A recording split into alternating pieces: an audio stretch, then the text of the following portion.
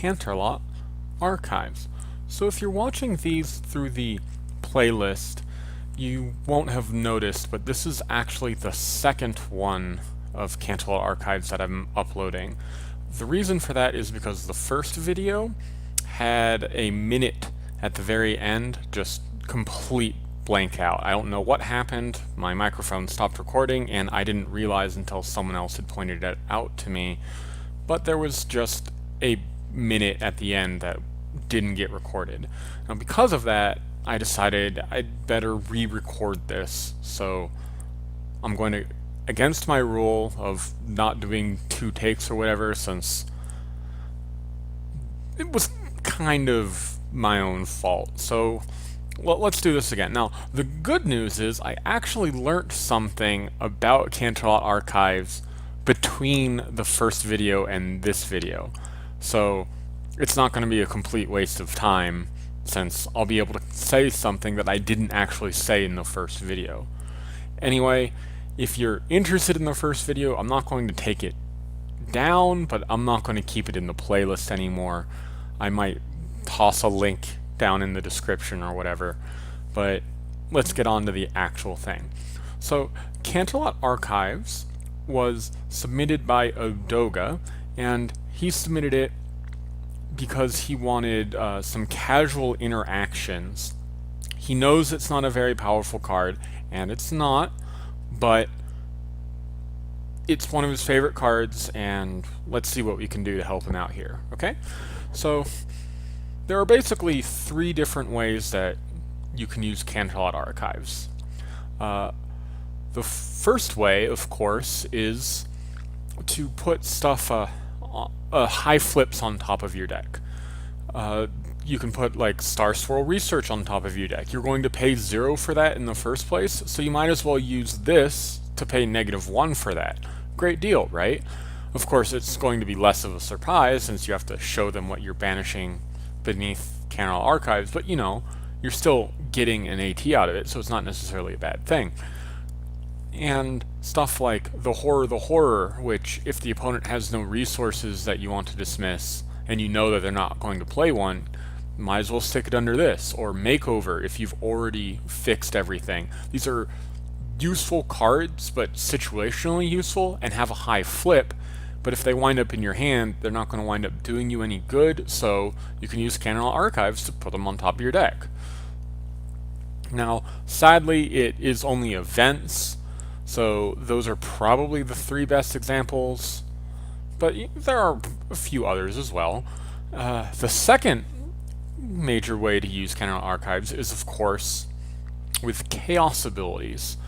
The 2 that first come to mind are Chaos Capital of the World, which would allow you to flip mains at will, basically. Granted, only once, but, you know, I'm sure you can figure out something to have it keep going if you really need to. And, of course, Photo Op, which will let you go, oh, okay, I'm pretty sure you're going to win this face-off, but I'm going to deny you the bonus points. I can't remember if there are any other events with Chaos off of the top of my head, so those are the 2 that I'm going to recommend, but they're not bad choices. They also both flip fairly high. Then again, flipping Photo Op when you're going to win is not necessarily the best plan.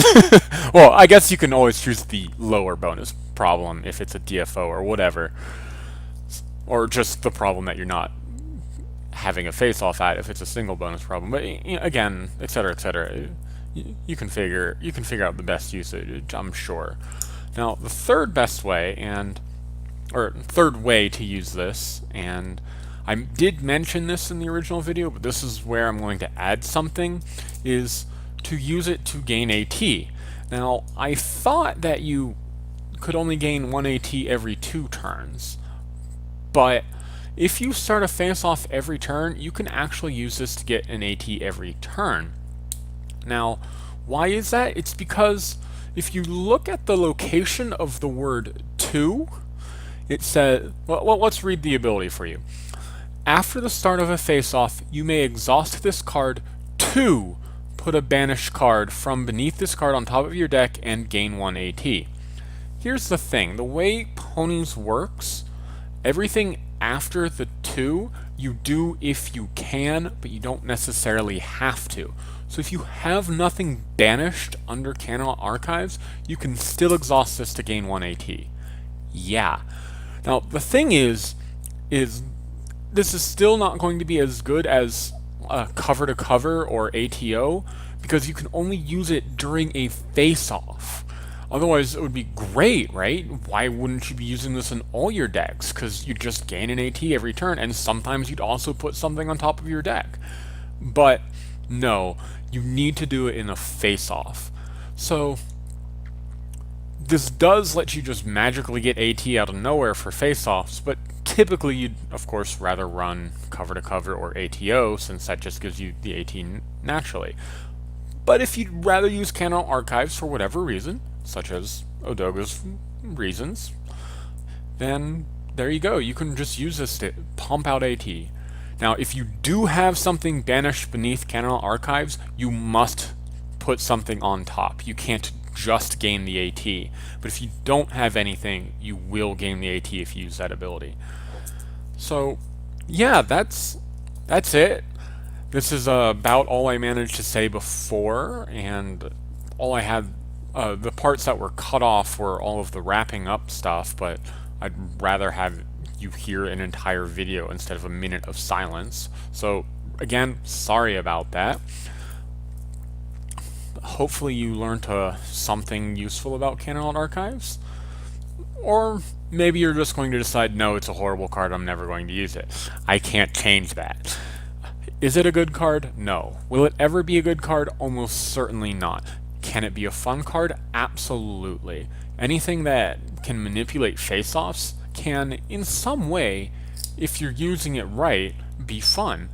And like I said, the chaos thing specifically, I think, is probably the best way to use this. I just wish there were more events with chaos. Like I said, I'm pretty sure there are just the 2 right now, and one's an ultra rare. So, yeah. But there you go. That's Canterlot Archives. Now, join us next time, which, if you're listening to these as I upload them, will probably be in just a few minutes, as I discuss the one, the only, pink entry friend that no one ever plays, but everyone always loves. Berry Dreams. Yeah, I'll catch you guys all next time. In just a few minutes, I guess. See you later, guys.